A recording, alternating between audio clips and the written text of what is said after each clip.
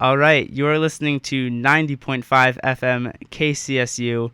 This is To the Point of Science. In studio today, we have Ben Gadomski. Is that how you say your last name? Correct.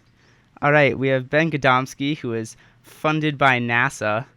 Yep, that's it. All right, so he's in translational orthopedics, and previously he has done things such as spinal implant design and spine finite element modeling.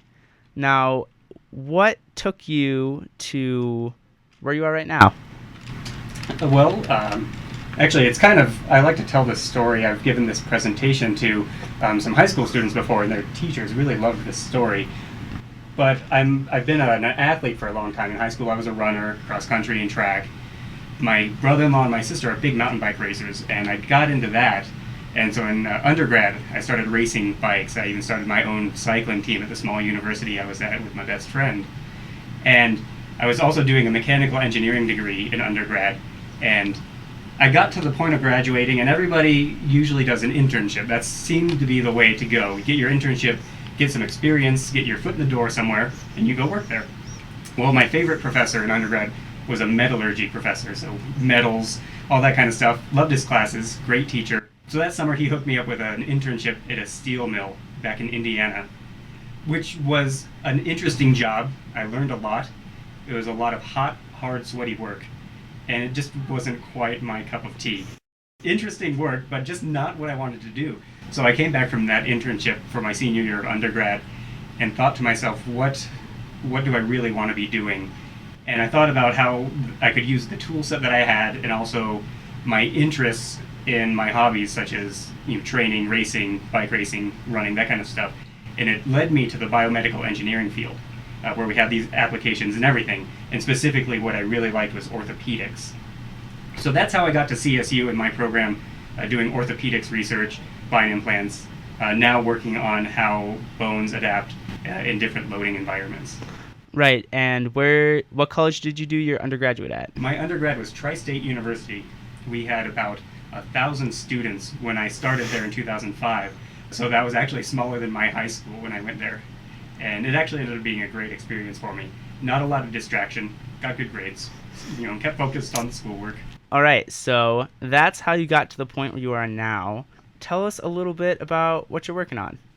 Well, I'm currently working on my PhD in biomedical engineering, and the grant that I'm working on is funded by NASA.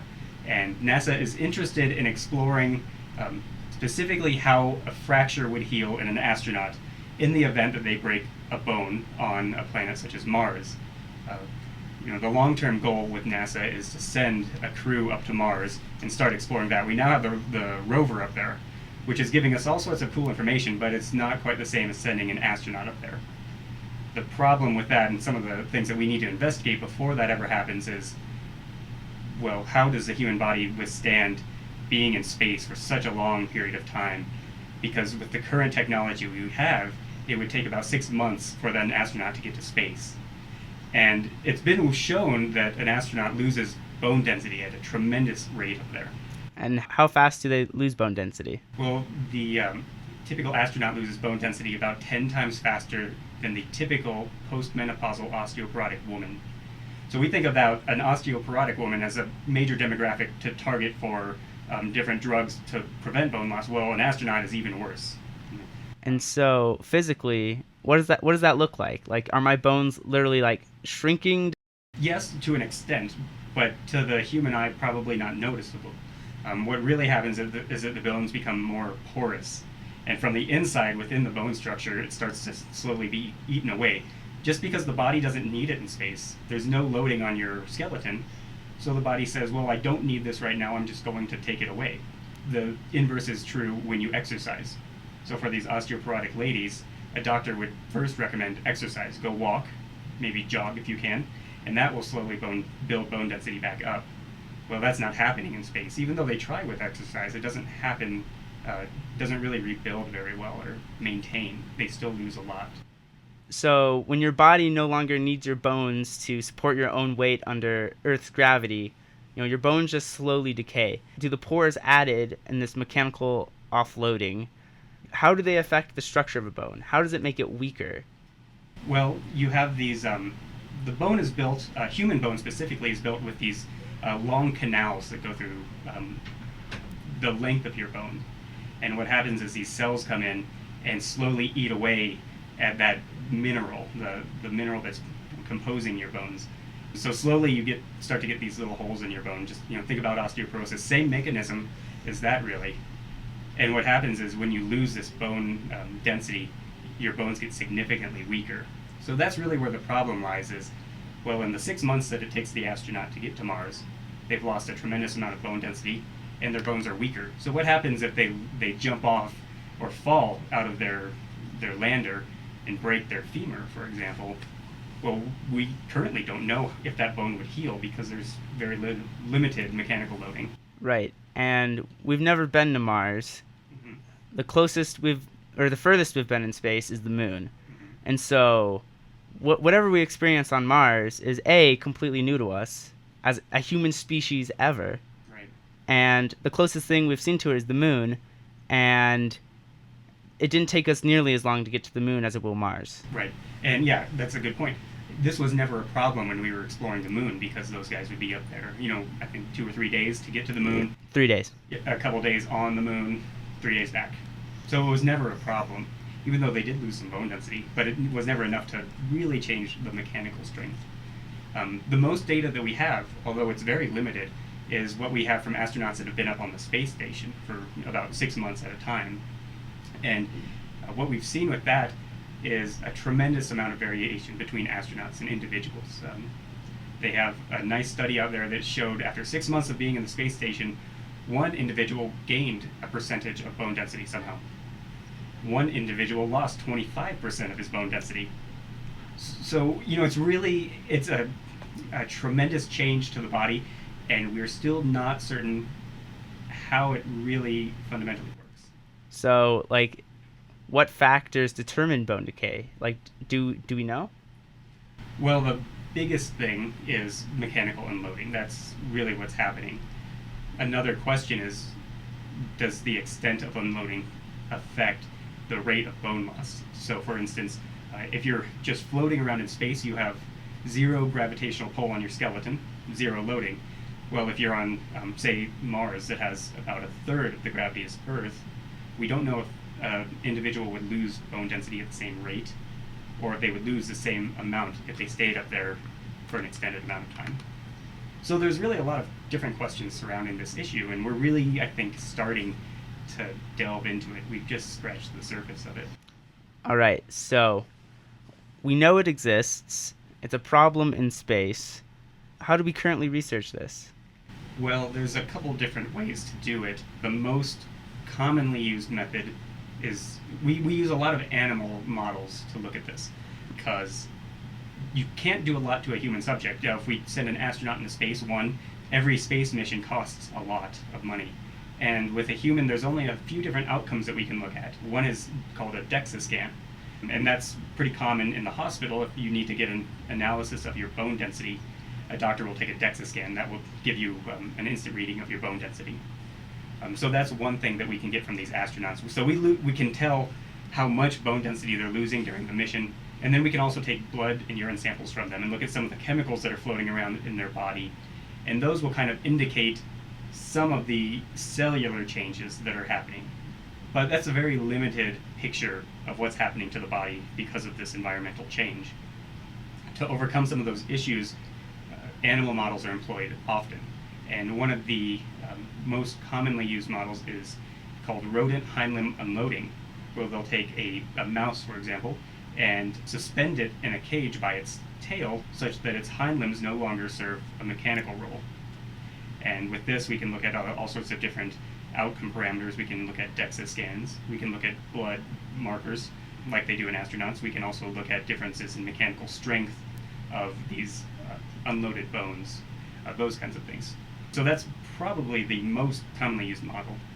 Right. So we tested on animals by suspending them, and that's really easy to do because, they're animals. However, you can't suspend a human for a couple months and see what happens. So one of the other models that they use is human bed rest, and NASA has a facility for this down at the Johnson Space Center in Houston.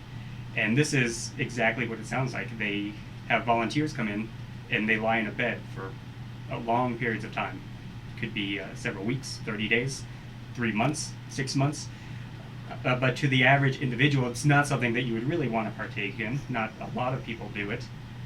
And then, but once again, we have very limited outcomes from these. We can look at bone density. That's about it. And your research works with testing this, though, right? What is your model for researching the effects of the mechanical offloading seen in zero gravity environments? Well, we can see that there's a pretty wide gap between these models that we have to simulate spaceflight. Ideally, we would be able to send subjects up to space and do it that way, but that's expensive. That's not really an option. On the other hand, we have rodents, which serve a very useful purpose, and they've given us a lot of information regarding how the body adapts to unloading. But we are really interested in looking at how a bone fracture will heal and how we can simulate healing in some kind of animal model. And the problem with these rodents is that they have a different bone structure than people. Their bone, if you looked at it under a microscope, it looks like the side of a brick house, little rectangular blocks. And they really don't possess the same microstructure that humans have. Remember earlier I mentioned that humans have these canals that run through the bones. And that's how we supply blood to our bones and how cells make their way through the internal structure of our skeleton. Well, rodents don't have this, and because of that, their bones don't adapt in the same way as humans. So, using a rodent model to study how the skeletal system adapts and trying to take those results and translate them directly to humans is really kind of an apples and oranges comparison. So we have a big gap to fill here. What we have done is we've utilized sheep as our animal of choice here, and we do that because skeletally mature sheep have the same skeletal microarchitecture that humans have. And this architecture is called haversian bone. This is what humans have. And there's a number of animals that have this. Canines have this, sheep have this, and there's quite a few others. But rodents do not have that. So that's why we've gone to sheep here. Mm-hmm. That's how you're testing it. Now, how do you repair, if the bone's already decaying, how do you encourage bone growth? Get really into like what the meat of your research is now that we know your methods. Okay. Well, we use a device to simulate microgravity on the hind limb of these sheep. And using this fixture, these guys will lose bone density at a fairly accelerated rate. So their bones are decaying. We've shown that we're able to simulate this microgravity environment on their bones. So that's a good question. How do we maintain bone strength or accelerate healing in the event that they've lost bone? There's a number of ways that we're looking at that. Astronauts on the space shuttle and the space station usually have several means of exercise, and one is treadmill. So one of our suggested therapeutic interventions is walking these sheep on a treadmill. And so part of this grant that has been funded by NASA was to build a treadmill for sheep. And we had a senior design mechanical engineering team 2 years ago build us a sheep treadmill. And so it's a fairly interesting device. It's works the same way as a regular treadmill. It has two belts on it that's side by side, so that we can measure the ground reaction forces, so how hard the animal is stepping on both the left side and the right side from both sets of legs. And then also, sheep can be somewhat unpredictable, so there are some plexiglass containers around it to, kind of keep them contained from running off the treadmill. So this actually works fairly well. Part of our work this next coming year may be using this treadmill regularly with them to exercise them and see if we can stimulate bone growth. And one of the famous things that we're told as children is like calcium builds bones. There's the whole Got Milk campaign that anyone in elementary school can famously recall. Is calcium a viable option? Do we introduce proteins to get these bones to heal? Like, how do you heal a fracture? That's a good question. And it's something that's still being researched by a lot of different groups. And NASA has a lot of interest in this. I don't think that calcium supplements alone work with this. If that worked, I think we would have solved this problem long ago. But what happens is the body, when it's in space, part of this bone adaptation mechanism is to release a lot of calcium from the bones. So I don't know if giving calcium would work, but NASA does look at a lot of different drugs to give astronauts to stimulate and maintain bone growth. And I think they've seen quite a bit of success with these drugs. This isn't really my specialty here with pharmaceuticals, but when talking to some of these other researchers, it looks like they've had some very promising results, both with some of their rodent models and also with actual astronauts up in space. Part of the problem is that because of the weightlessness, humans that they interact with these drugs a little bit differently. Mm-hmm. So there can be side effects up there that we don't necessarily have here. One of the biggest ones is having an upset stomach from taking a pill, for example. And once that happens, NASA's usually pretty quick to say stop taking that drug because they don't want their astronaut bedridden during the space flight when they've trained years to be up there. So, how has this work you've been doing been received amongst the scientific community? Pretty well. We weren't exactly sure how they would accept it, given the prominence of these rodent models. But from our discussions with other researchers, they're pretty excited to have another animal model to be able to investigate these changes. The more information you can have, the better off you're going to be. So I think most other scientists have been happy to have this. Exactly. In what direction is the project headed? Well, this is a 3-year grant. The first year, last year, was spent developing this model and proving that our technique will actually induce bone loss. And we've proven that that does in fact work. Now we're into the meat of this study, looking at how does a fracture adapt in this simulated microgravity environment. And it turns out this year we've seen that if you have a fracture in space, you're going to be in trouble, because without that mechanical loading, the bone doesn't regrow itself very well. And we see that if you fracture a bone on Earth right now, you can expect it to be 4 or 5 times stronger than something that would heal for the same duration in space. And so that's really driving our next year, this coming year, is looking at how different therapeutic interventions will accelerate this bone healing such that we can use it on an astronaut in the event that that astronaut breaks a leg on a mission. So we are proposing several different therapeutic techniques. One is the treadmilling exercise that I just talked about. The other is using ultrasound therapy directed at the bone fracture to stimulate bone growth. And the third is called shockwave therapy, which, when I say that, and the first time I heard it, I thought of electrical shocks like you see in the movies, but that's not it at all. It's actually using these supersonic acoustic waves directed across the tissue to generate these very low-level tissue stresses, kind of simulating a mechanical environment, mechanical loading. And so the ultrasound and the shockwave therapy kind of work in similar fashion to kind of drive bone growth. Right. And just so everyone's on the same page, can you define what mechanical loading, that a technical definition is? Technical definition of mechanical loading, well, anytime you're applying some type of force to an object. When I'm thinking about this application, I'm thinking about just walking around. So when you walk around on Earth, our gravitational field exerts a mechanical loading on our skeletal system. So when we're in space, we don't have that gravitational pull anymore. So the mechanical loading that the Earth normally gives us is gone. When people get really bad car crashes, say they get a really bad break from the waist down. Mm-hmm. And so there's always that classic scene where they're on their bed, their legs are totally elevated because nothing can touch each other because it's so broken. Does that not kind of simulate a zero gravity? Isn't that not kind of the same model? Why do your bones heal in that situation and not in space? What does mechanical loading do to heal bones when we relatively try to isolate these injuries? That's a good question. Well, we isolate the injuries so that you don't mess yourself up further. Because if you walked around without a cast on, even if you have a metal plate in your leg, there's a decent chance that you might break that. Although some level of mechanical loading by walking around would actually heal that. So getting back to your question about someone that's bedridden with an injury in their retraction, well, they're probably going to heal slower than somebody that would be able to walk on those same bones. However, we've seen this with our bed rest studies. Those people that are involved with these bed rest studies don't lose bone density at the same rate as an astronaut.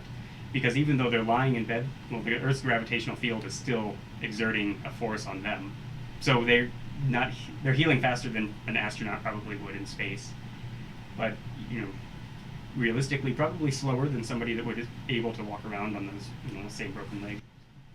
Okay, so what is it, or I don't know if you just answered this kind of, but we might be hitting on the same point twice.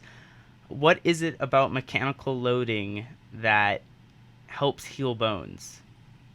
With the mechanical loading, it kind of goes back to the cellular level of how the bones adapt. And you have these cells. There's two different main types of cells that we're looking at with bone adaptation. One is called an osteoblast.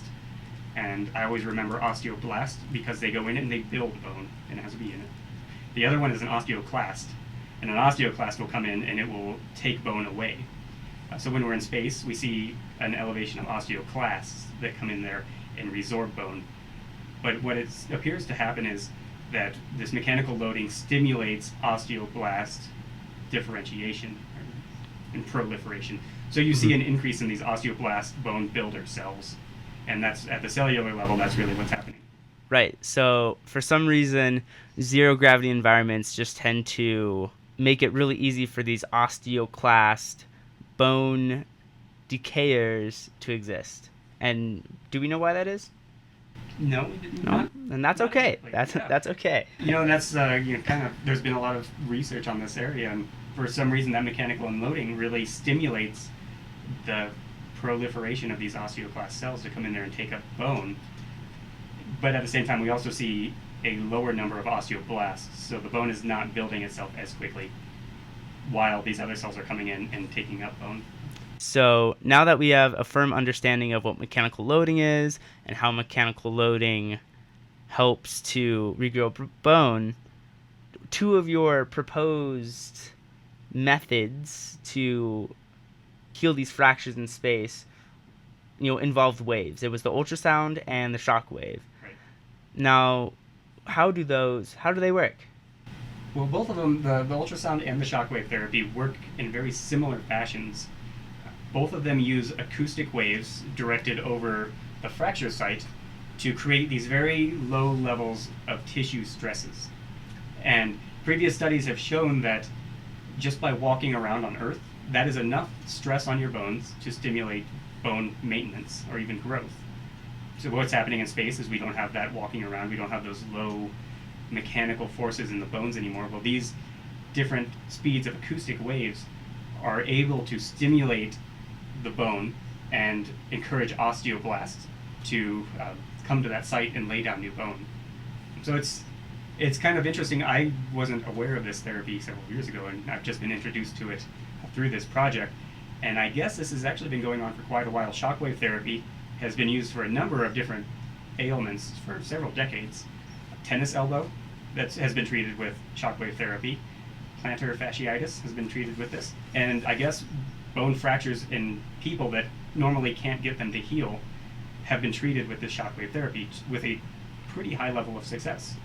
I think what's actually most shocking about this is that I believe many people are under the assumption that bone decay, would be from a lack of not using it, and not from actually the introduction and the proliferation of a different kind of cell.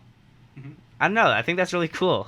Yeah, and really, you bring up a great point here. They're kind of tied together. We're just looking at these different length scales here because what's really driving these cells is not using it. So, it's just on the larger length scale, you're not getting the mechanical force because you're not using it. Probably the same thing as somebody that sits on their couch all day, not using those bones, versus somebody that goes out and runs 10 miles every day. Because of those different levels of activity, the cellular expression, or the amount of osteoclasts that we see in the body, probably a little bit different. Because of that, their bone density, their bone strength, is ultimately much different. When we talk about the bed rest studies done by NASA, when they don't use their legs, the bone decay isn't because, it is because they aren't using it. Mm-hmm. However, the actual agent that kicks this process into gear is just because new cells are coming in. they're not experiencing the same mechanical loading, the same physical use, and therefore it invites the presence of osteoclast cells, and that takes away bone. Bingo, you nailed it. The other thing with that, though, is that those osteoblasts, we usually have some level of osteoblast and osteoclast activity going on at once. So, like you said, osteoclast activity, I think, goes up. And at the same time, osteoblasts that are out there maintaining bone structure, those go down. So that, yeah, you crushed it. Exactly. Osteoclasts get rid of the bone structure. How do they do that? Like, does it mean that bone material truly goes away, or is it just taken by these osteoclast cells and stored somewhere else, much like a squirrel would do storing nuts for winter? That's a good question. Well, these osteoclast cells are kind of special cells. They secrete acid. And when an osteoclast is recruited to the bone surface, it'll break down the structure of the bone by secreting this acid and release the bone calcium out into the surrounding environment. So what we typically see in space with these astronauts is an increased level of calcium excretion through urine. Because osteoclasts come in, break down the bone, calcium released from the bone goes into the bloodstream and then is later secreted.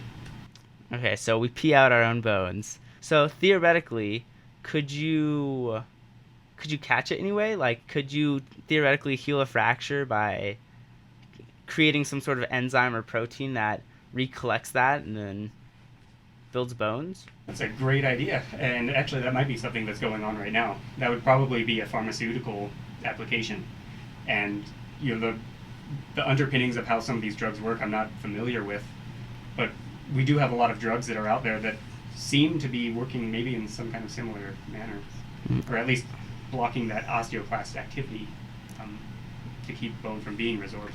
All right, so that's how osteoclast cells work. How do osteoblasts? How do they build bone? Kind of the same manner. They come to the bone surface, and they lay down. There's two different constituents in bone. There's this hard mineral component, and then there's also this collagen matrix. So think of concrete. Concrete's a good example of this. If you're laying down concrete, a lot of times they'll put down rebar, and then they'll pour the concrete around it. Kind of the same way that a bone, at the very smallest structure, is formed. Right, and these osteoblast cells, they're just made like any other cell, right? Yeah, they come from stem cells that are inside of your bone marrow. That's where they're derived from. So really, if you want to get back into the nitty-gritty of things, what happens is the mechanical loading causes these stem cells to differentiate into these different groups of cells. And so based on your mechanical loading input, these stem cells will differentiate to osteoclasts, osteoblasts. There's and that's where ultimately right. where all of our cells come from. So I know stem cells are a hot topic, so I'm not going to ask you to say anything controversial, but theoretically, is it ethical? Is it possible? Like, can you just make more osteoblast cells? Well, I've never really thought about that. I wonder if you could just harvest them from the body. I don't know. Maybe. Yeah. I might work for NASA.